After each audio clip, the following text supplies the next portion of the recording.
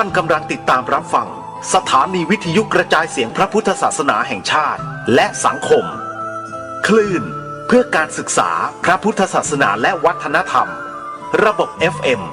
104.5 เมกะเฮิรตซ์รายการต่อไปเป็นรายการศึกษาธรรมนำสุขดำเนินรายการโดยพันเอกตนะเดชะ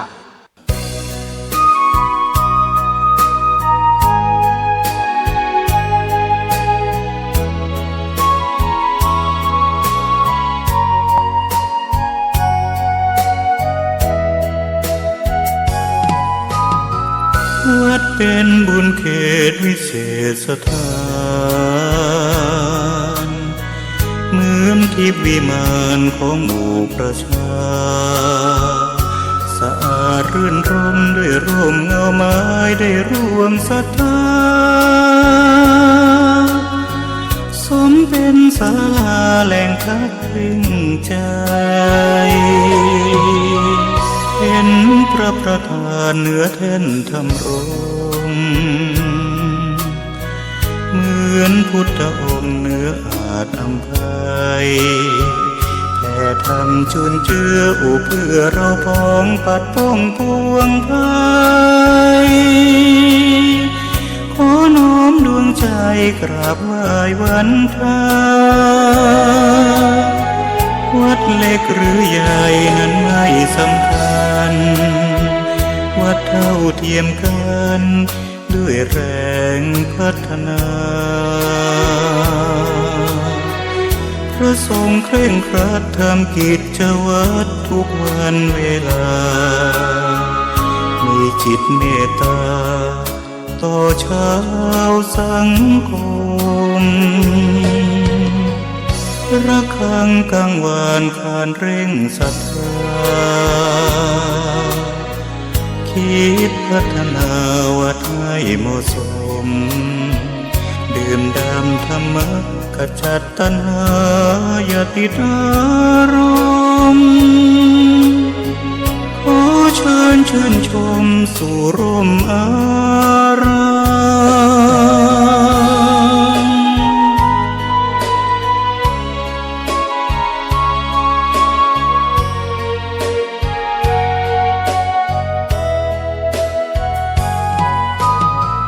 วัดเล็กหรือใหญ่นั้นไม่สำคัญวัดเท่าเทียมกันด้วยแรงพัฒนาพระทรงเคร่งครัดทำกิจวัตรทุกวันเวลา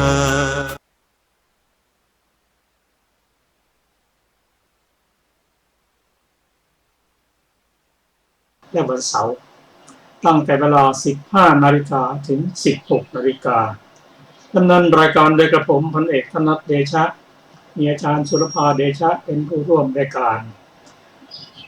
เราได้นำมัทธิดกฉบับมมรเล่มที่ 27 มาศึกษากันในวันนี้เราได้นำพระสูตรที่ชื่อว่าอรหันตสูตรที่ 1 และที่ 2 มาศึกษากันวันนี้เราจะมาทบทวนสักนิดหนึ่งเราจะน้อมมาพิจารณาอย่างไรเมื่อใดได้ฟังพระสูตรนี้แล้วพระองค์ตรัสว่า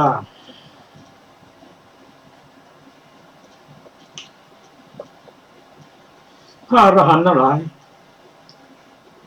ท่านมีความสุขเพราะท่านไม่มีตัณหาไม่มีโลภะตัณหาโทสะตัดอสมิมานะได้เด็ดขาดทำลายข่ายคือโทคือโมหะได้แล้วพระอรหันต์เท่านั้นถึงซึ่งความไม่หวั่นไหวไม่มีจิตขุ่นมัวท่านเหล่านั้นไม่แปดเปื้อนแล้วด้วยเครื่องแปดเปื้อนคือตัณหาและทิฏฐิในโลกเป็นผู้ประเสริฐไม่มีอาสวะเป็นสัตว์บุรุษเป็นพุทธชินรสกำหนดรู้เบญจขันธ์มีสัตธรรม7เป็นที่โคจรและควรสรรเสริญเป็นมหาวีระ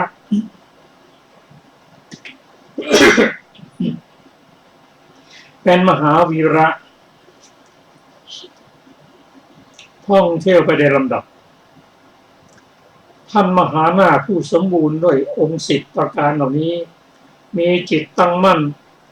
ประเสริฐสุดในโลกท่านเหล่านั้นไม่มีตัณหาอเสขยานได้เกิดขึ้นแล้วแก่ท่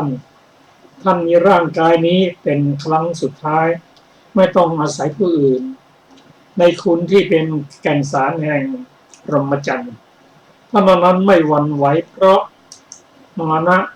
หลุดพ้นจากภพใหม่ถึงอรหันตภูมิแล้วชนะเด็ดขาดแล้วในโลกท่านเหล่านั้นไม่มีความเพลิดเพลินอยู่ในส่วนเบื้องบนท่ามกลางและเบื้องล่างเป็นพุทธผู้ยอดเยี่ยมในโลกบรรลืออยู่ท่านผู้ฟัง ที่ได้ฟังพระสูตรนี้นั้นเมื่อวานและก็บางส่วนในวันนี้นั้นทำให้หลายท่านเกิดความมั่นใจ เกิดความศรัทธาในพระพุทธเจ้าในพระธรรมคำสอนและในพระสงฆ์ของพระองค์ถ้าเราเกิดศรัทธาเชื่อมั่นจากการฟังพระสูตรนี้ถือว่าชาติหน้า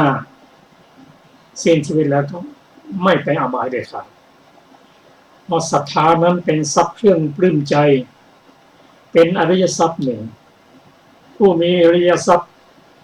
หนึ่งคือศรัทธามีทรัพย์ทั้งเจ็ดคือศรัทธาฮิริโอตตัปปะเป็นผู้ที่มีจิตที่ตั้งมั่นมีปัญญาก็สามารถที่จะไปสู่สุขติภูมิคือมนุษย์ชั้นดีเทวดาชั้นใดชั้นหนึ่งเลือกได้ตามภูมิปัญญาของตนเองจะอยู่ชั้นจตุมหาราชิกาชั้นดาวดึงส์ชั้นยามาชั้นดุสิตชั้นนิมมานรดีและชั้นปารณิมิตวสวัตตีก็สามารถจะเลือกได้ตามภูมิปัญญาของตนเองครับวันนี้เราจะมาฟังพระสูตรอีกสูตรหนึ่งต่อจากอรหันตสูตรที่สองก็เมื่อวานนี้ยังมีอัตถกถายังไม่จบก็ขอเชิญอาจารย์ศิลปาสวัสดีค่ะท่านผู้ฟังทุกท่าน วันนี้เรามีอัตถกถานะต่อจากเมื่อวานนะคะบทว่าอิติรูปัสสะสมุทโยความว่านี้ชื่อว่าการเกิดขึ้นแห่งรูปก็ด้วยพระดำรัสเพียงเท่านี้ย่อมเป็นอันพระผู้มีพระภาคเจ้าทรงแสดงถึงคำทั้งหมดมีอาทิว่าเพราะอาหารเกิดรูปจึงเกิดบทว่าอิติรูปัสสะอัฏฐังขโมความว่านี้ชื่อว่าความดับแห่งรูปแม้ด้วยพระดำรัสนี้ย่อมเป็นอันพระผู้มีพระภาคเจ้า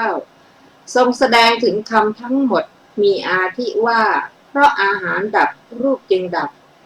แม้ในบทว่าอิติเวทนาเป็นต้นก็นัยนี้เหมือนกัน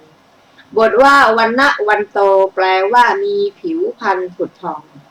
ด้วยผิวพรรณของร่างกายบทว่าธรรมเทศนังสุตวาความว่าสดับพระธรรมเทศนาของพระตถาคตที่ประดับด้วยลักษณะ50ในขันธ์5นี้บทว่าเยพุญเยนะได้แก่ในโลกนี้เว้นเทวดาที่เป็นพระอริยสาวกอธิบายว่าเทวดาที่เป็นพระอริยสาวกทั้งเหล่านั้นไม่เกิดแม้ความกลัวคือความสะดุ้งแห่งจิตเพราะท่านเป็นพระขีณาสพทั้งไม่เกิดความสังเวชด้วยญาณพระบุคคลผู้สังเวชได้บรรลุผลที่จะพึงบรรลุได้ด้วยความเพียรแล้วโดยอุบายอันแยบคายแต่เทวดานอกนี้ใส่ใจถึงภาวะที่ไม่เที่ยงตามที่พระผู้มีพระภาคเจ้าตรัสไว้ว่าดูก่อนภิกษุก็ความหวาดสะดุ้งนั้นมีอยู่จึงเกิดแม้ความกลัวคือความหวาดสะดุ้งแห่งจิตทั้งเกิด ความกลัวเพราะญาณในเวลาที่วิปัสสนาแก่กล้าคำว่าโพนั้นเป็นเพียงการเรียกร้องกันตามธรรมดาเท่านั้นบทว่าสักกายปริยาปันนาแปลว่าเนื่องด้วยเบญจขันธ์เมื่อพระสัมมาสัมพุทธเจ้าทรงชี้โทษแห่งวัฏฏะแล้วทรงแสดงพระธรรมเทศนากระทบไตรลักษณ์แก่เทวดาเหล่านั้นอยู่ญาณภัยจึงก้าวลงด้วยประการชนี้บทว่าอภิญญายะแปลว่ารู้แล้วบทว่าธรรมจักกังหมายเอาปฏิเวทญาณบ้างเทศนาญาณบ้างพระญาณที่เป็นเหตุให้พระผู้มีพระภาคเจ้าผู้ประทับนั่งณโพธิบัลลังก์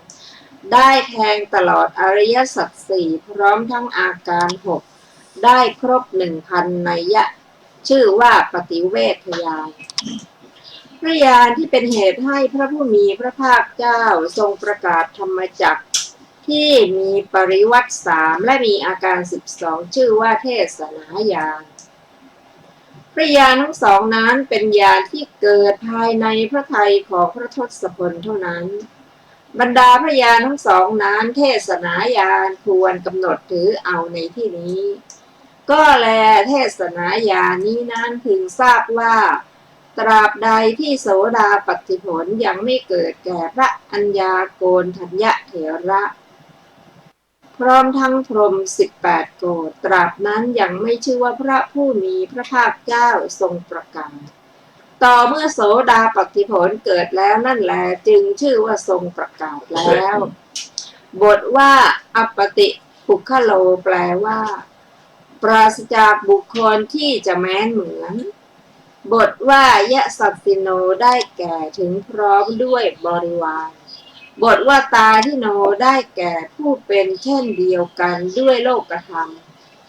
มีลาภและเสื่อมลาภเป็นต้นจบอรรถกถาสีหสูตรต่อไปเป็นพระสูตรมีชื่อว่าคัจฉนิยสูตรว่าด้วยสิ่งที่ถูกขันธ์5เคี้ยวกินกรุงสาวัตถีดูก่อนภิกษุทั้งหลายจริงอยู่สมณะหรือพราหมณ์เหล่าใดเหล่าหนึ่งเมื่อตามระลึกถึงบุพเพนิวาสหรือชาติก่อนเป็นจำนวนมากก็จะระลึกได้ตามลำดับสมณะหรือพราหมณ์ทั้งปวงนั้นก็จะตามระลึกถึงอุปาทานขันธ์5หรือขันธ์ใดขันธ์หนึ่งบรรดาขันธ์เหล่านั้นอุปาทานขันธ์5เป็นไฉนคือจะตามระลึกถึงรูปดังนี้ว่าในอดีตการเราเป็นผู้มีรูปอย่างนี้จะตามระลึกถึงเวทนาดังนี้ว่าในอดีตการเราเป็นผู้มีเวทนาอย่างนี้จะตามระลึกถึงสัญญาดังนี้ว่าในอดีตการเราเป็นผู้มีสัญญาอย่างนี้จะตามระลึกถึงสังขารดังนี้ว่าในอดีตการเราเป็นผู้มีสังขารอย่างนี้จะตามระลึกถึงวิญญาณดังนี้ว่าในอดีตการเราเป็นผู้มีวิญญาณอย่างนี้ดูก่อนภิกษุทั้งหลายเพราะอะไรจึงเรียกว่ารูปเพราะสลายไปจึงเรียกว่ารูปสลายไปเพราะอะไรสลายไปเพราะหนาวบ้างเพราะร้อนบ้างเพราะหิวบ้างเพราะกระหายบ้างเพราะสัมผัสแห่งเหลือบยุงลมแดดและสัตว์เลื้อยคลานบ้างดูก่อนภิกษุทั้งหลายเพราะอะไรจึงเรียกว่าเวทนาเพราะเสวยจึงเรียกว่าเวทนาเสวยอะไรเสวยอารมณ์สุขบ้างอารมณ์ทุกข์บ้างเสวยอารมณ์ไม่ใช่ทุกข์ไม่ใช่สุขบ้างดูก่อนภิกษุทั้งหลายเพราะอะไรจึงเรียกว่าสัญญาเพราะจำได้หมายรู้จึงเรียกสัญญาจำได้หมายรู้อะไรจำได้หมายรู้สีเขียวบ้างสีเหลืองบ้างสีแดงบ้างสีขาวบ้างดูก่อนภิกษุทั้งหลายเพราะอะไรจึงเรียกว่าสังขารเพราะปรุงแต่งสังคตธรรมจึงเรียกว่าสังขารปรุงแต่งสังคตธรรมอะไรปรุงแต่งสังคตธรรมคือรูปโดยความเป็นรูปปรุงแต่งสังคตธรรมคือเวทนาโดยความเป็นเวทนา ปรุงแต่งสังคตธรรมคือสัญญา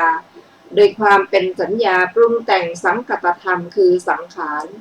โดยความเป็นสังขารปรุงแต่งสังคตธรรมคือวิญญาณโดยความเป็นวิญญาณดูก่อนภิกษุทั้งหลายเพราะอะไรจึงเรียกว่าวิญญาณเพราะรู้แจ้งจึงเรียกว่าวิญญาณรู้แจ้งอะไรรู้แจ้งรสเปรี้ยวบ้างรสขมบ้างรสเผ็ดบ้างรสหวานบ้างรสขื่นบ้างรสไม่ขื่นบ้างรสเค็มบ้างรสจืดบ้างดูก่อนภิกษุทั้งหลายในข้อนั้นอริยสาวกผู้ได้สดับแล้วย่อมพิจารณาเห็นดังนี้ว่าบัดนี้เราถูกรูปกินอยู่แม้ในอดีตการเราก็ถูกรูปกินแล้วเหมือนกับที่ถูกรูปปัจจุบันกินอยู่ในบัดนี้ก็เรานี้แลพึงชื่นชมรูปอนาคตแม้ในอนาคตการเราก็จะถูกรูปกินเหมือนกับที่ถูกรูปปัจจุบันกินอยู่ในบัดนี้เธอพิจารณาเห็นดังนี้แล้วย่อมไม่มีความอาลัยในรูปอดีตย่อมไม่ชื่นชมรูปในอนาคตย่อมปฏิบัติเพื่อเบื่อหน่ายเพื่อคลายกำหนัดเพื่อความดับรูปปัจจุบันอริยสาวกผู้ได้สดับแล้วย่อมพิจารณาเห็นดังนี้ว่าบัดนี้เราถูกเวทนากินอยู่บัดนี้เราถูกสัญญากินอยู่บัดนี้เราถูกสังขารกินอยู่บัดนี้เราถูกวิญญาณกินอยู่แม้ในอดีตการเราก็ถูกวิญญาณกินแล้วเหมือนกับที่ถูกวิญญาณปัจจุบันกินอยู่ในบัดนี้ก็เรานี่แลพึงชื่นชมวิญญาณอนาคตแม้ในอนาคตการเราก็คงจะถูกวิญญาณกินอยู่เหมือนกับที่ถูกวิญญาณปัจจุบันกินอยู่ในบัดนี้เธอพิจารณาเห็นดังนี้แล้วย่อมไม่มีความอาลัยในวิญญาณแม้ที่เป็นอดีตย่อมไม่ชื่นชมวิญญาณอนาคตย่อมปฏิบัติเพื่อความเบื่อหน่ายเพื่อคลายกำหนัดเพื่อความดับวิญญาณปัจจุบันดูก่อนภิกษุทั้งหลายเธอจะทั้งหลายจะสำคัญความข้อนั้นเป็นไฉนรูปไม่เที่ยงรูปเที่ยงหรือไม่เที่ยงภิกษุเหล่านั้นกราบทูลว่าไม่เที่ยงพระเจ้าข้าพระพุทธเจ้าก็สิ่งใดไม่เที่ยงสิ่งนั้นเป็นทุกข์หรือเป็นสุขเล่าภิกษุตอบเป็นทุกข์พระเจ้าข้าพระพุทธเจ้าก็สิ่งใดไม่เที่ยงเป็นทุกข์มีความแปรปรวนเป็นธรรมดาควรหรือหนอที่จะตามเห็นสิ่งนั้นว่านั่นของเราเป็นนั่นเป็นอัตตาของเราภิกษุตอบว่าไม่ควรเห็นอย่างนั้นพระเจ้าข้าพระพุทธเจ้าเวทนาสัญญาสังขารวิญญาณเที่ยงหรือไม่เที่ยงภิกษุไม่เที่ยงพระเจ้าข้าพระพุทธเจ้าก็สิ่งใดไม่เที่ยงสิ่งนั้นเป็นทุกข์หรือเป็นสุขเล่าภิกษุตอบเป็นทุกข์พระเจ้าข้าพระพุทธเจ้าก็สิ่งใดไม่เที่ยงเป็นทุกข์มีความแปรปรวนเป็นธรรมดาควรหรือหนอที่จะตามเห็นสิ่งนั้นว่านั่นของเราเป็นนั่นเป็นอัตตาของเราภิกษุตอบไม่ควรเห็นอย่างนั้นพระเจ้าข้าพระพุทธเจ้าก็ดูก่อนภิกษุทั้งหลายรูปอย่างใดอย่างหนึ่งทั้งที่เป็นอดีตอนาคตและปัจจุบันเป็นภายในหรือภายนอกหยาบหรือละเอียดเลวหรือประณีตอยู่ในที่ไกลหรือใกล้รูปทั้งหมดนั้นเธอทั้งหลายพึงเห็นด้วยปัญญาอันชอบตามความเป็นจริงอย่างนี้ว่านั่นไม่ใช่ของเราไม่เป็นนั่นไม่ใช่อัตตาของเราเวทนาอย่างใดอย่างหนึ่งสัญญาอย่างใดอย่างหนึ่งสังขารอย่างใดอย่างหนึ่งวิญญาณอย่างใดอย่างหนึ่งทั้งที่เป็นอดีตอนาคตและปัจจุบันอยู่ในที่ไกลหรือใกล้วิญญาณทั้งหมดนั้นเธอทั้งหลายพึงเห็นด้วยปัญญาอันชอบตามความเป็นจริงอย่างนี้ว่านั่นไม่ใช่ของเราไม่เป็นนั่นไม่ใช่อัตตาของเราดูก่อนภิกษุทั้งหลายอริยสาวกนี้เราตถาคตเรียกว่าจะปราศจากสะสมวัตตะจะละทิ้งไม่ถือมั่นจะกระจายไม่รวบรวมเข้าไว้จะทำให้มอดไม่ก่อให้ลุกโผล่ขึ้น อริยสาวกจะปราศจากสั่งสมไม่สั่งสมอะไรจะปราศจากการสั่งสมรูปเวทนาสัญญาสังขารวิญญาณไม่สั่งสมรูปเวทนาสัญญาสังขารวิญญาณจะละทิ้งอะไรไม่ถือมั่นอะไรจะละทิ้งรูปเวทนาสัญญาสังขารวิญญาณไม่ถือมั่นรูปเวทนาสัญญาสังขารวิญญาณจะกระจายอะไรไม่รวบรวมอะไรไว้จะกระจายรูปเวทนาสัญญาสังขารวิญญาณไม่รวบรวมรูปเวทนาสัญญาสังขารวิญญาณเข้าไว้จะทำอะไรให้มอดไม่ก่ออะไรให้ลุกโผล่ขึ้นจะทำรูปเวทนาสัญญาสังขารวิญญาณให้มอดไม่ก่อรูปเวทนาสัญญาสังขารวิญญาณให้ลุกโผล่ขึ้นดูก่อนภิกษุทั้งหลาย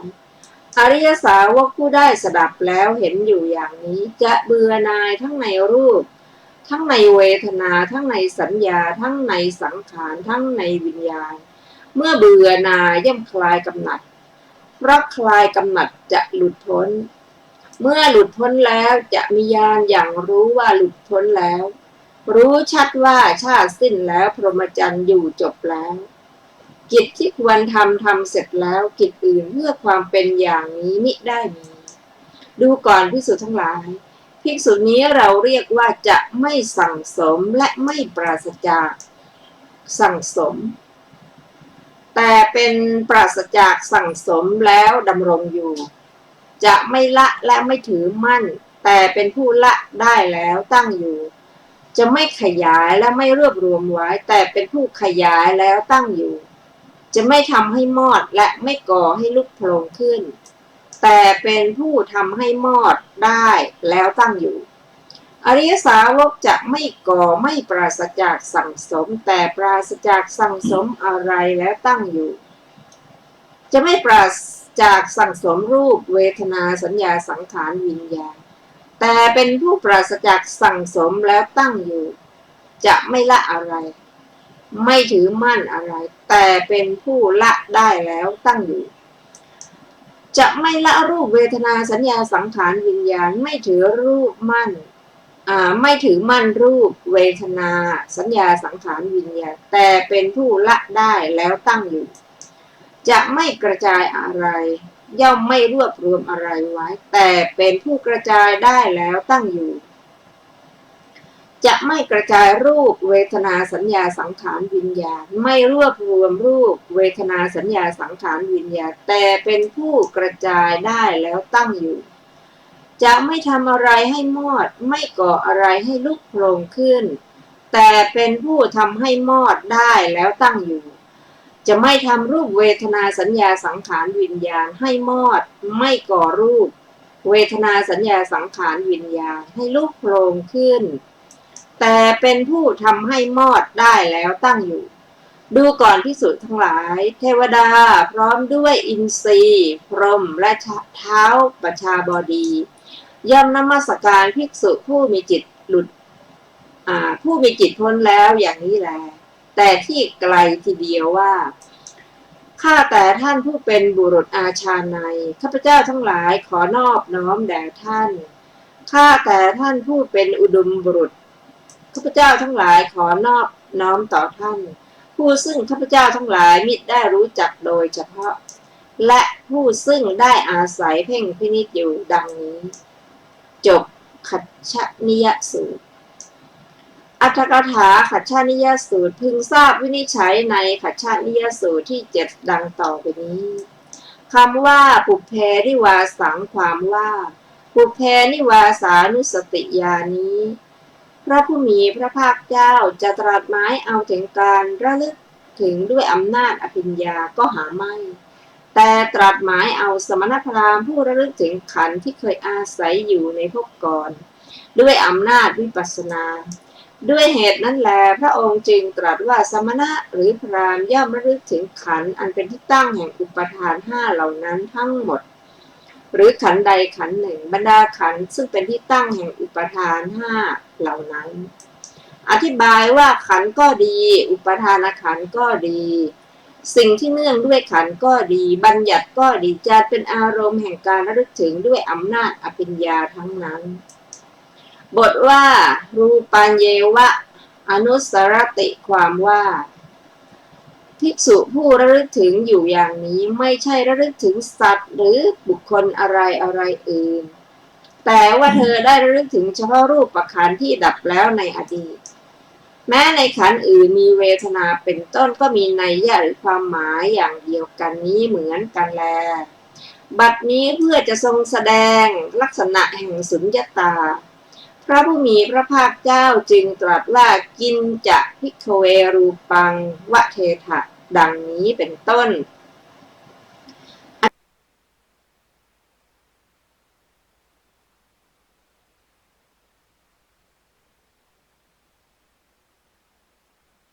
อธิบายว่าเปรียบเหมือนเมื่อโคฝูงหนึ่งกำลังเที่ยวหากินอยู่ชายคนหนึ่งกำลังตามหาโคของตนที่หายไปพอเห็นโคพลิพักตัวสีขาวสีแดงหรือสีดำเข้าก็ยังไม่อาจตกลงใจได้ด้วยเหตุที่เห็นเพียงเท่านี้ว่านี่คือฝูงโคของเราเพราะเหตุไรเพราะโคตัวอื่นที่มีลักษณะเช่นนั้นก็ยังมีอยู่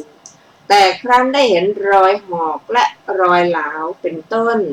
ตามร่างกายของโคแล้วเขาจึงตกลงใจได้ว่านี่คือฝูงโคของเราฉันใดเรื่องสุญญตาก็ฉะนั้นเหมือนกันพระผู้มีพระภาคเจ้าแม้จะได้ตรัสสุญญตาไว้แล้วแต่ตราบใดที่ยังไม่ได้ตรัสถึงลักษณะของสุญญตาไว้ด้วย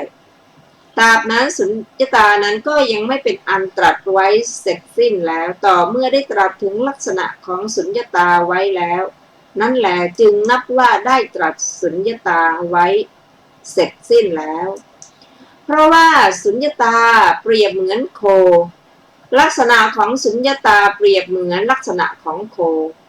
เมื่อยังไม่ได้สังเกตถึงลักษณะของโคก็ยังไม่นับว่าได้ถูกสังเกตไว้ต่อเมื่อได้สังเกตถึงลักษณะของโคนั้นแล้วโคนั้นจึงนับว่าได้ถูกสังเกตไว้ดีแล้วฉันใดลักษณะของสุญญตาก็ฉันนั้นเหมือนกันเมื่อพระผู้มีพระภาคเจ้ามิได้ตรัสถึงลักษณะของสุญญตาไว้ด้วยสุญญตาก็ไม่นับว่าได้ตรัสไว้เสร็จสิ้นแล้วแต่เมื่อได้ตรัสถึงลักษณะของสุญญตานั้นไว้ด้วยสุญญตานั้นจึงเป็นอันตรัสไว้เสร็จสิ้นแล้วเมื่อจะทรงแสดงลักษณะแห่งสุญญตาดังว่ามานี้พระผู้มีพระภาคเจ้าจึงตรัสคำว่ากินจะภิกขเวรูปังวะเทถะดังนี้เป็นต้นบรรดาบทเหล่านั้นบทว่ากินจะเป็นคำถามถึงเหตุอธิบายว่าด้วยเหตุไรเธอทั้งหลายจึงเรียกรูปคือด้วยเหตุไรรูปนั้นจึงชื่อว่ารูปบทว่าอิติในคำว่ารูปตีติโหนี้เป็นบทแสดงถึงเหตุอธิบายว่าก็เพราะเหตุที่รูปนั้นย่อยยับฉะนั้นจึงเรียกว่ารูปบทว่ารูปติความว่ากำเริบคือถูกกระทบกระทั่งอธิบายว่าถูกบีบคั้นหรือคือแตกสลายคำว่าสีเตนปิรูปติเป็นต้นพึงทราบวินิจฉัยดังต่อไปนี้ก่อนอื่นความย่อยยับเพราะความหนาวปรากฏชัดในโลกันตริยนรกอธิบายว่าในระหว่างจักรวาล3จักรวาลแต่ละจักรวาลมีโลกันตริยนรกอยู่จักรวาลละ1แห่งซึ่งแต่ละแห่งกว้างใหญ่ประมาณ 8,000 โยชน์และเบื้องล่างก็ไม่มีแผ่นดินเบื้องบนก็ไม่มีแสงเดือนแสงตะวันไม่มีแสงประทีปไม่มีแสงแก้วมณีมืดมิดตลอดกาลบรรดาสัตว์ที่บังเกิดในโลกันตริยนรกนั้นมีอัตภาพประมาณ3 คาวุธสัตว์เหล่านั้นใช้เล็บที่ยาวและหนาเกาะห้อยหัวอยู่ที่เชิงเขาคล้ายค้างคาวเมื่อได้ห้อยหนไปถึงกันช่วงแขนเมื่อนั้นสำคัญอยู่ว่าเราได้อาหารแล้วจะทะยานเข้าไปในที่นั้น ก็จะหมุนม้วนตกลงไปในน้ำที่ทานโลกไว้ถูกลมปะทะขาดเป็นท่อนเหมือนผลชะมวงเหมือนผลมะสางตกลงไปในน้ำพอตกลงไปเท่านั้นจะเดือดพล่านแหลกเหลวอยู่ในน้ำกรดเหมือนก้อนแป้งตกลงในน้ำมันที่เดือดฉะนั้นความย่อยยับเพราะถูกความหนาวปรากฏชัดในโลกันตนรกด้วยประการดังพรรณนามาฉะนี้แม้ในบรรดาประเทศที่หนาวเย็นเพราะหิมะตกมีมหิสรับเป็นต้นความย่อยยับแบบนั้นก็ปรากฏชัดแล้วเหมือนกันจริงอยู่สัตว์ทั้งหลายในประเทศเหล่านั้นถึงความสิ้นชีวิตไปเพราะมีสรีระแตกสลายไปเพราะความหนาวความย่อยยับเพราะถูกความร้อนปรากฏชัดในอเวจีมหานรกความย่อยยับเพราะความหิวปรากฏชัดในเปรตวิสัยและในเวลาเกิดข้าวยากหมากแพงความย่อยยับเพราะความรักกระหายปรากฏชัดในอบายภูมิมีกาละกัญชิกาอบายภูมิเป็นต้นกาละกัญชิกะอสูรเล่ากันว่ากาละกัญชิกะอสูรตนหนึ่งไม่สามารถจะทนความกระหายได้จึงลงมายังแม่น้ำมหาคงคาซึ่งลึกและกว้างประมาณ1 โยชน์ปรากฏว่าในที่อสูรตนนั้นไปถึงน้ำแห้งหมดมีแต่ควันพุ่งขึ้นเวลานั้นคล้ายกับว่าอสูรได้เดินกลับไปกลับมาอยู่บนหินดาบที่ร้อนระอุเมื่ออสูรนั้นได้ฟังเสียงน้ำแล้ววิ่งไปวิ่งมาอยู่อย่างนั้นนั่นแหละราตรีก็สว่าง พอดีเวลานั้นพระผู้ถือการเที่ยวบิณฑบาตเป็นวัดประมาณ30 รูปกำลังเดินจะไปบิณฑบาตแต่เช้าตรู่เห็นเปรตนั้นจึงเข้าถึงนั้นเข้านะเห็นเปรตนั้นเข้าจึงถามว่าโยมเป็นใครกระผมเป็นเปรตขอรับเปรตตอบโยมกำลังหาอะไรอยู่เล่าพระถามเปรตตอบว่าน้ำดื่มขอรับแม่น้ำคงคานี้มีน้ำเต็มเปี่ยมโยมมองไม่เห็นหรือเปรตตอบว่าแม่น้ำไม่สำเร็จประโยชน์เลยพระคุณเจ้าถ้าอย่างนั้นขอให้โยมนอนลงบนพื้นแม่น้ำคงคาเถิดปวงอาตมาจะตักน้ำดื่มเทลงไปในปากของโยมเปรตนั้นได้นอนหงายลงบนหาดทรายพระได้นำบาตรทั้ง30 ใบออกมาพลัดกันตักน้ำเทลงไปในปากของเปรตนั้นเมื่อพระเหล่านั้นทำอยู่อย่างนั้นเวลาบิณฑบาตก็ใกล้เข้ามาครั้งนั้นพระทั้งหลายจึงพูดว่าได้เวลาบิณฑบาตของปวงอาตมาแล้วโยมพอได้ความสบายใจแล้วใช่ไหมเปรตเรียนว่าข้าแต่พระคุณเจ้าผู้เจริญถ้าว่าน้ำประมาณครึ่งฝ่ามือจากน้ำที่พระคุณเจ้าประมาณ30 รูปเอาบาตรทั้ง30 ใบตักเทให้โยมไหลเข้าไปในคอของโยมเหมือนอยู่ในคอของคนอื่นไซร้ขอให้โยมจงอย่าได้พ้นไปจากอัตภาพเปรตเลยความย่อยยับเพราะความกระหายปรากฏชัดในเปรตวิสัยด้วยประการดังพรรณนามานี้ความย่อยยับเพราะเหลือบเป็นต้นปรากฏชัดในประเทศทั้งหลายที่มากด้วยเหลือบและแมลงเป็นต้นก็ในบทเหล่านี้พึงทราบอธิบายดังต่อไปนี้ว่าบทว่าทังสาได้แก่เหลือบบทว่ามะกะสาได้แก่ยุงนั่นเองแม้ลมทั้งหลายก็พึงทราบว่ามีลมในท้องและลมที่สันหลังเป็นต้นเพราะว่าโรคลมเกิดขึ้นในร่างกายแล้วย่อมทำลายมือเท้าและหลังเป็นต้นย่อมทำให้เป็นคนตาบอดทำให้เป็นคนค่อมทำให้เป็นคนง่อยเปลี้ยบทว่าอาตโปแปลว่าแสงแดด ความย่อยยับเพราะแสงแดดนั้นปรากฏชัดในทางกันดารทั้งหลายมีทางกันดารทะเลทรายเป็นต้นมีเรื่องเล่าว่าหญิงคนหนึ่งเหนื่อยล้าจากการเดินทางด้วยกองเกวียนในทางกันดารทะเลทรายตลอดทั้งคืนครั้นถึงเวลากลางวันเมื่อพระอาทิตย์อุทัยทรายร้อนระอุนางไม่สามารถจะวางเท้าลงไปได้จึงเอาตะกร้าที่เทินมาลงมาจากศีรษะแล้วเหยียบไว้เมื่อตะกร้าร้อนมากเข้าโดยลำดับนางก็ไม่สามารถเหยียบยืนอยู่ได้จึงวางผ้าลงบนตะกร้านั้นแล้วเหยียบเมื่อผ้าแม้นั้นร้อนนางจึงจับลูกน้อยที่อุ้มมาให้นอนคว่ำหน้าลงแล้วยืนเหยียบลูกน้อยซึ่งส่งเสียงร้องไห้จ้าอยู่นางถูกความร้อนแผดเผาไม่ช้าก็ขาดใจตายในที่นั่นเองพร้อมกับลูกน้อยของนางนั้นบทว่าสิริงสัปปาได้แก่สัตว์ตัวยาวทุกชนิดที่เลื้อยคลานไปความย่อยยับพระสัมผัสของสัตว์ตัวยาวเหล่านั้นพึงทราบด้วยอำนาจแห่งเหตุมีถูกอสรพิษขบกัดเป็นต้นลักษณะสอง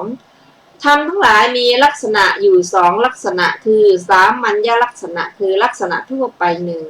กับปัจจัตตลักษณะเฉพาะตัวหนึ่งบรรดาลักษณะทั้งสองนั้นพระผู้มีพระภาคเจ้าทรงแสดงปัจจัตตลักษณะของรูปขันธ์ไว้เป็นอันดับแรกด้วยประการดังพรรณนามาชนี้ก็ปัจจัตตลักษณะนี้มีแก่รูปขันธ์เหล่านั้นหามีแก่ขันธ์ทั้งหลายนอกนี้มีเวทนาเป็นต้นไม่เพราะฉะนั้นจึงเรียกว่าปัจจัตตลักษณะ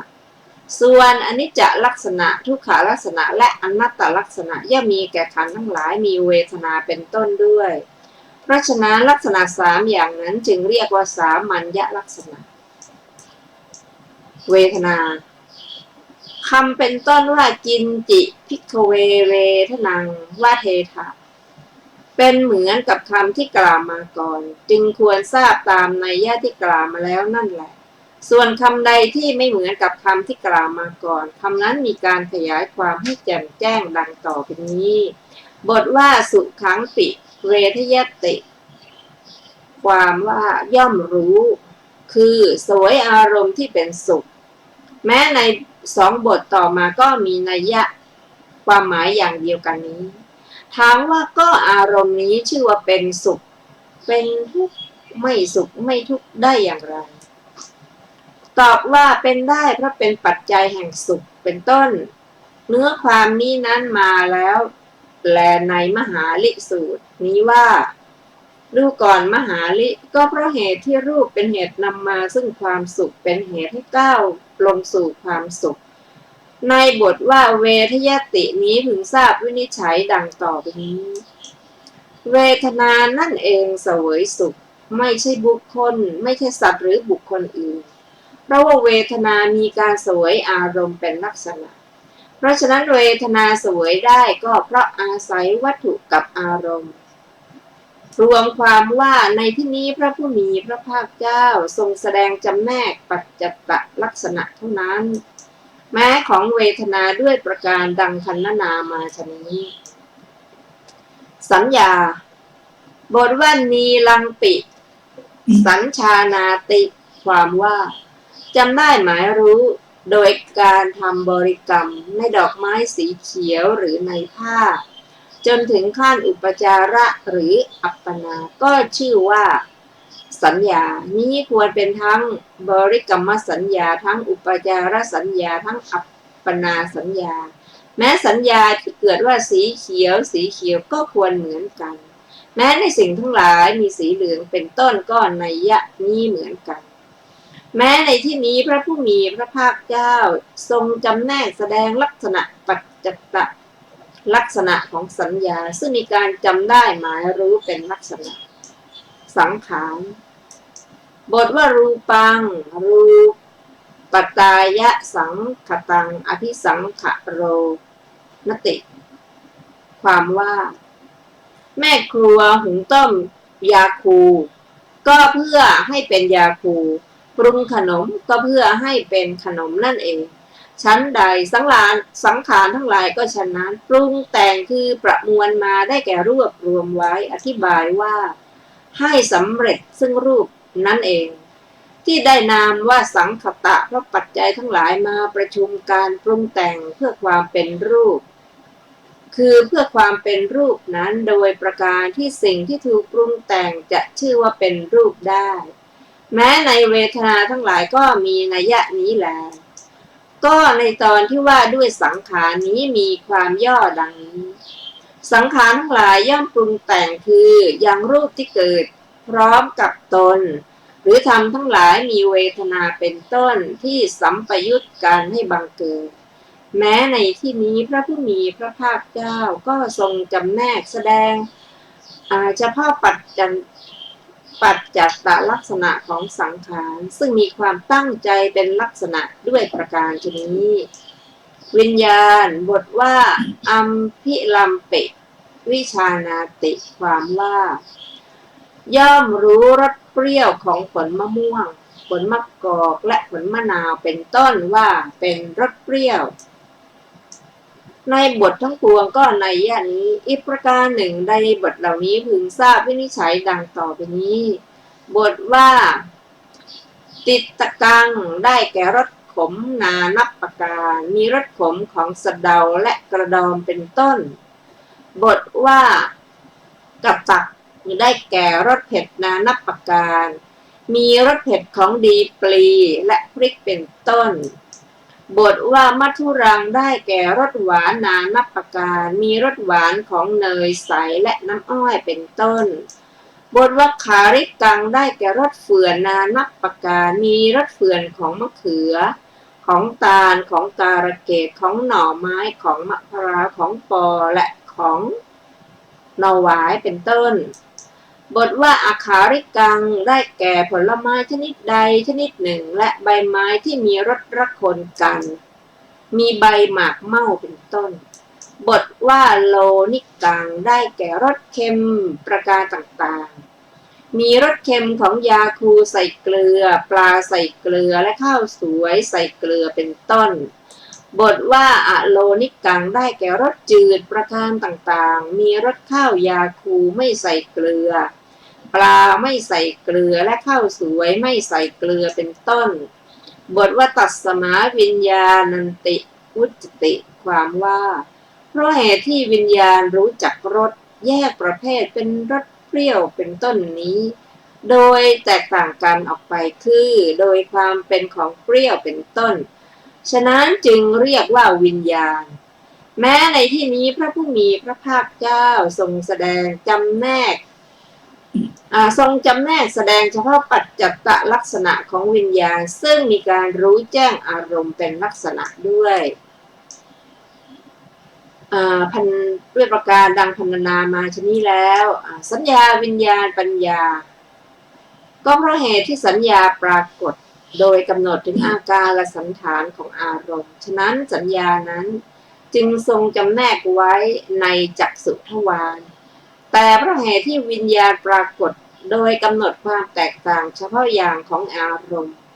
เว้นการกำหนดอาการและสันฐานฉะนั้นวิญญาณนั้นจึงทรงจำแนกไว้ในชิวหาทวารอันหนึ่งเพื่อกำหนดถึงสภาวะของสัญญาและวิญญาณเหล่านั้นโดยไม่งมงายจึงควรทราบถึงความแปลกกันในบทเหล่านี้ว่าสัญชานาติหรือจำได้วิชานาติรู้แจ้งปัจชานาติรู้ชัดในบททั้งสามนี้เพียงแต่อุปสรรคคือสังวิปะเท่านั้นที่แปลกกัน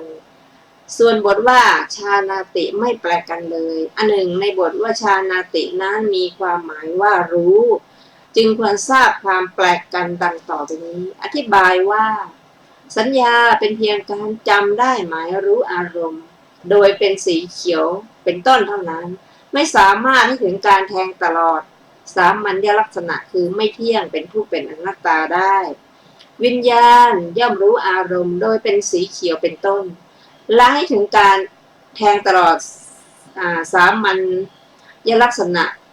มีไม่เที่ยงเป็นต้นแต่ไม่สามารถให้ก้าวไปถึงมรรคปรากฏหรือรู้แจ้งมรรคได้ปัญญาย่อมรู้แจ้งอารมณ์โดยเป็นสีเขียวเป็นต้นย่อมให้ถึงการแทงตลอดสามัญลักษณะโดยเป็นของไม่เที่ยงเป็นต้นด้วยทั้งให้ก้าวไปถึงความปรากฏแห่งมรรคหรือรู้แจ้งมรรคด้วยเปรียบเทียบเหมือนเมื่อเหรัญญิกนำกหาปณะมาทำเป็นกองไว้บนแผ่นกระดานของเหรัญญิกเมื่อคน3 คนคือเด็กไร้เดียงสาชาวบ้านธรรมดาและเหรัญญิกผู้เชี่ยวชาญยืนมองดูเด็กไร้เดียงสารู้แต่เพียงว่ากหาปณะนั้นทั้งหลายนั้นสวยงามวิจิตรมีลักษณะสี่เหลี่ยมและกลมเป็นต้น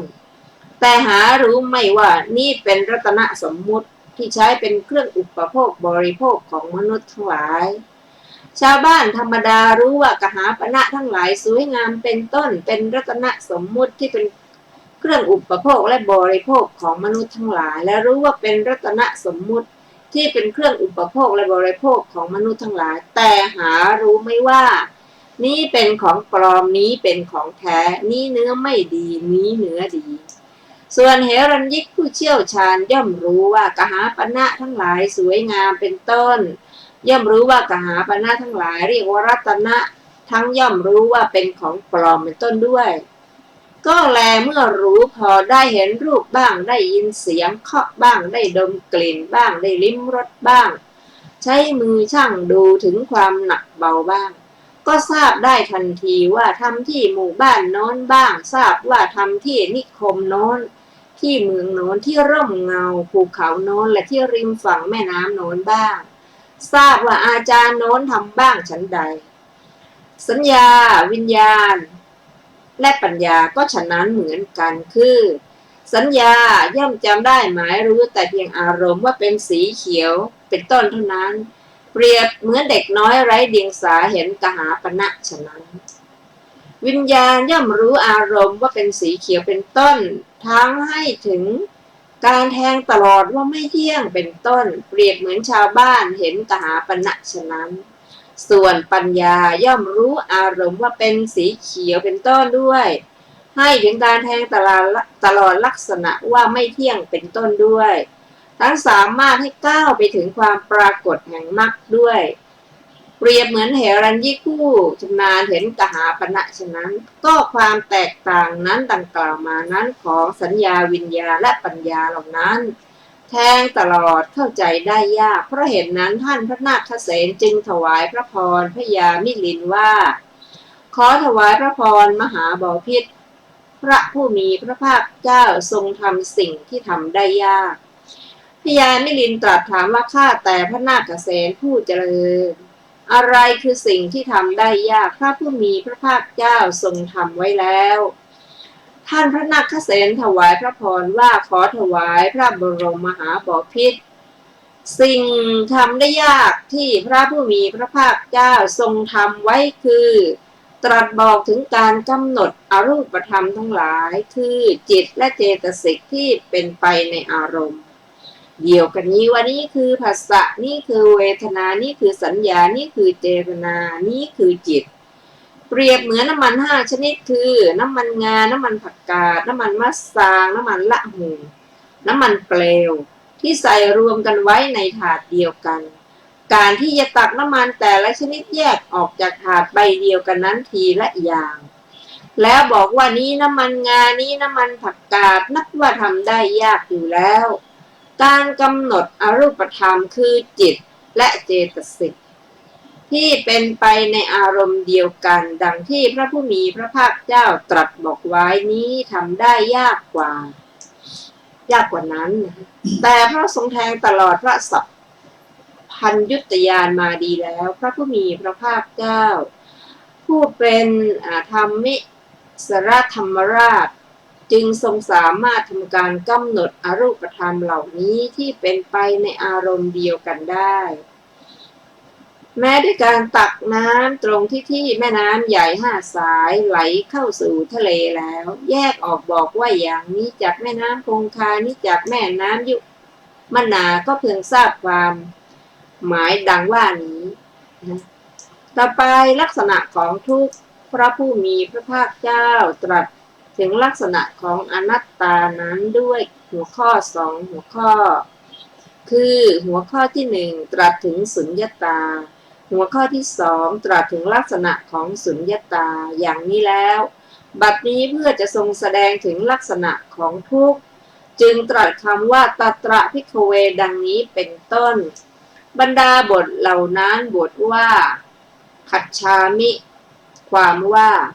รูปหาได้แทะเนื้อคนเรากินเหมือนสุนัขไม่แต่พึงทราบว่าเปรียบเหมือนคนนุ่งผ้าเนื้อหยาบพูดว่าผ้ากัดเนื้อเราดังนี้ก็โดยมุ่งหมายเอาการเสียดสีที่เกิดจากการนุ่งผ้าเนื้อหยาบนั้นฉันใดแม้รูปนี้ก็ฉันนั้นถือให้เกิดการบีบคั้นขึ้นจึงชื่อว่ากินบทว่าปฏิปันโนโหติความว่าเป็นผู้ปฏิบัติเริ่มต้นตั้งแต่รักษาศีลให้บริสุทธิ์จนกระทั่งถึงบรรลุอรหัตตมรรคก็ในบทนี้พึงทราบอธิบายเพิ่มเติมว่าพระโยคาวจรรูปใดมีญาณเป็นกำลังยอดเยี่ยมด้วยพุทธญาณอันแก่กล้าบำเพ็ญเพียรอยู่ในภูมิธรรมอันเป็นที่ตั้งแห่งการบำเพ็ญเพียรถูกตอไม้ตำหรือหนามเกี่ยวถูกอาวุธประหารหรือถูกสัตว์ร้ายทั้งหลายมีเสือโคร่งเป็นต้นจับกินก็ทำเวทนานั้นให้เป็นอัปโภหาริกคือไม่ให้เวทนาปรากฏพิจารณามูลกรรมฐานย่อมยึดเอาพระอรหันต์ไว้ได้ทีเดียวพระโยคาวจรนี้เรียกชื่อว่าเป็นผู้ปฏิบัติเพื่อนายเพื่อคลายกำหนัดเพื่อดับเวทนาเหมือนพระมิคิมันลเถระเหมือนพระมหาติสสเถระบุตรกุดุมพีเหมือนพระรูปหนึ่งในจำนวนพระประมาณ30รูปที่จำพรรษาอยู่ในดงวัตนีที่ถูกเสือโคร่งกัดนอนพิจารณากรรมฐานอยู่ในปากเสือโคร่งและเปรียบเหมือนพระเถระรูปที่หนามแทงนั้นฉะนั้นพระถูกหนามแทงพิจารณากรรมฐาน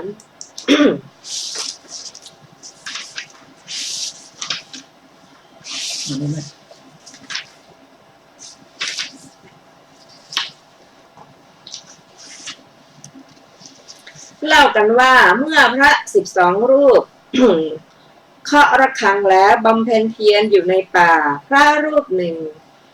พอเมื่อพระอาทิตย์อัสดงคตแล้วเท่านั้นก็เคาะระฆังลงสู่ที่จงกรมท่านจงกรมไปพลางเร่งความเพียรไปพลางพลาดไปเหยียบหนามที่หญ้ากลบไว้หนามทะลุออกหลังเท้าโอเวทนาเป็นไปเหมือนเวลาถูกกระเบื้องคมบาดฉะนั้นพระเถระคิดว่าเราจะถอนหนามนี้ออกหรือจะปล่อยหนามให้แทงคาอยู่อย่างเดิมท่านได้มีความคิดดังนี้ว่า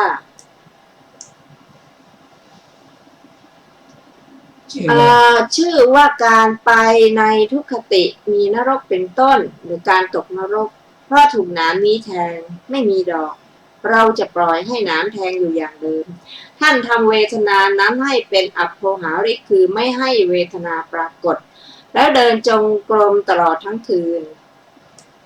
เมื่อราตรีสว่างได้ส่งสัญญาณให้แก่พระอีกรูปหนึ่งพระรูปนั้นมาถึงพระรูปนั้นจึงมาหาท่านแล้วถามว่าเป็นอะไรไปขอรับผมถูกหนามแทงผู้มีอายุเมื่อไรขอรับตั้งแต่ตอนเย็นแล้วผู้มีอายุนะก็ทำไมท่านไม่ร้องเรียกให้พวกผมจะได้มาถอนหนามออกแล้วเอาน้ำมันร้อนหยอดแผลให้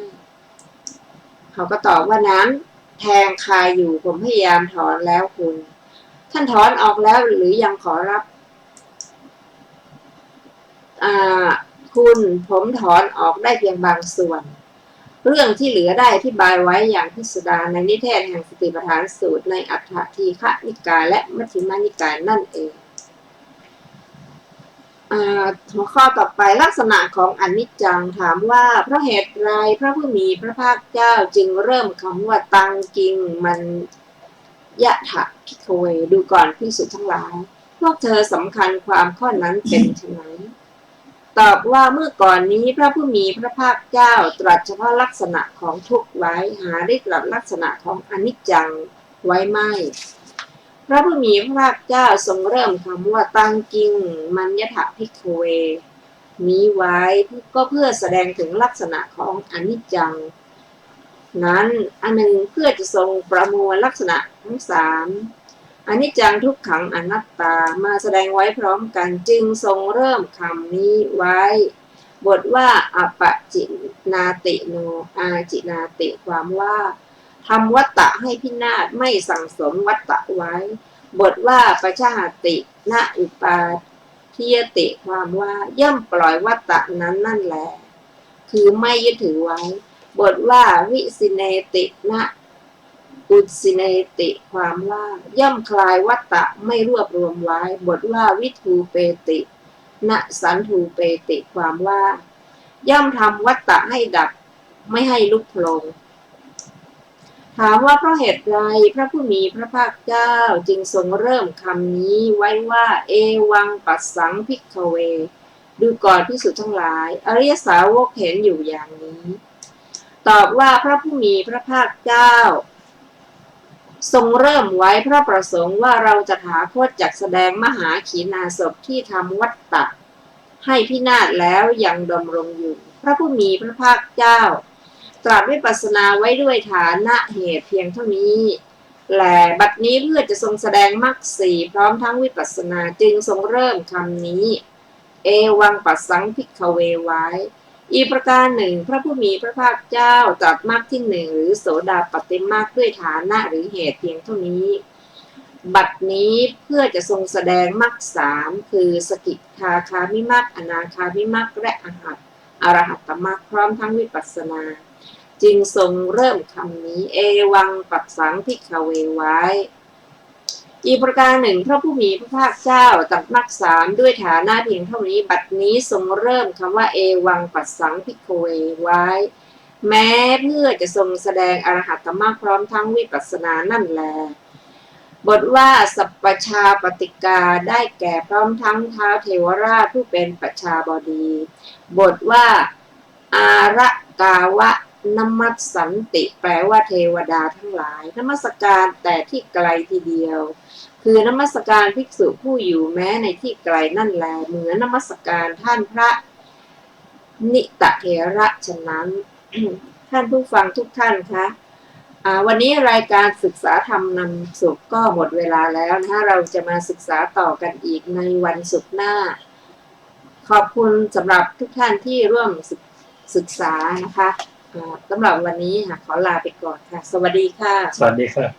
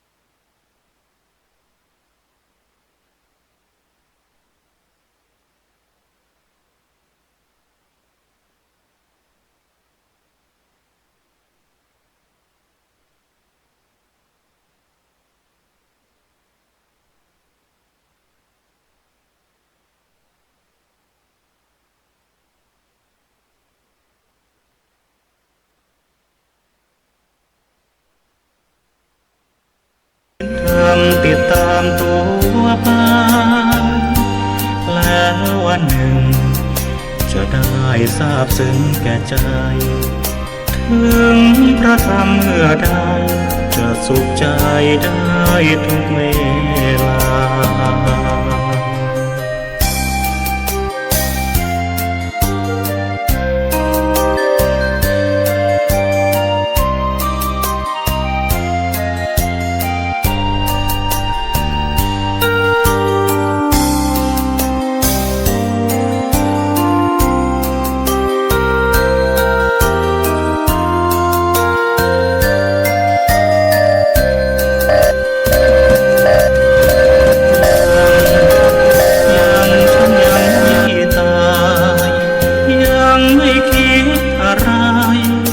กับกายว่าตาสงสารแล้ววันหนึ่งหากต้องนอนทรมานถ้าคิดได้ตอนนั้นคงไม่ทันการอันใดเธอวันนี้รีบสร้างความดีใส่ตนทำบุญกุศลศีลธรรมติดตามตัวไปแล้ววันหนึ่งจะได้ทราบซึ้งแก่ใจถึงพระธรรมเมื่อใดจะสุขใจได้ทุกเวลา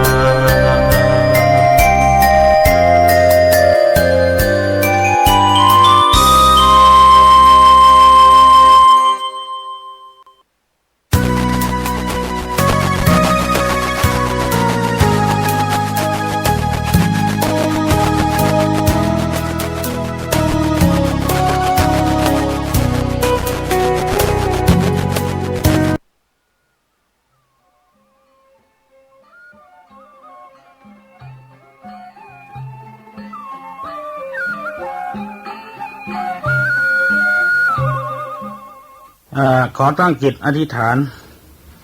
อาราธนาสิ่งศักดิ์สิทธิ์ทั้งหลายมีอานุภาพแห่งพระพุทธเจ้าพระธรรมพระสงฆ์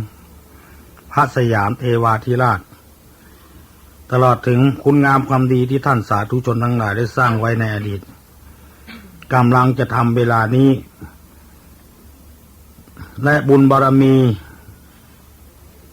เหล่านี้จงได้มาปกปักรักษาให้ท่านสาธุชนทั้งหลายได้มีความสุขกายและสุขใจสุขทางกายนั้นคือปราศจากโรคภัยไข้เจ็บอันร้ายแรงเป็นต้นว่าโรคอันเกิดจากฮอนด้าโรคยามาฮ่าโรคซูซูกิและโรคเอดส์ขอท่านทั้งหลายได้มีความสุขทางใจอันปราศจากความโลภความโกรธความหลงความอิจฉาริษยาซึ่งกันและกันขอความสุขอันสมบูรณ์นี้บังเกิดมีแก่ท่านสาธุชนทั้งหลายทุกวันเวลาทุกลมหายใจเข้าหายใจออกตลอดกาลนานเวลานี้เป็นเวลาที่ท่านทั้งหลายจะได้ฟังปาฐกถาธรรมพิเศษ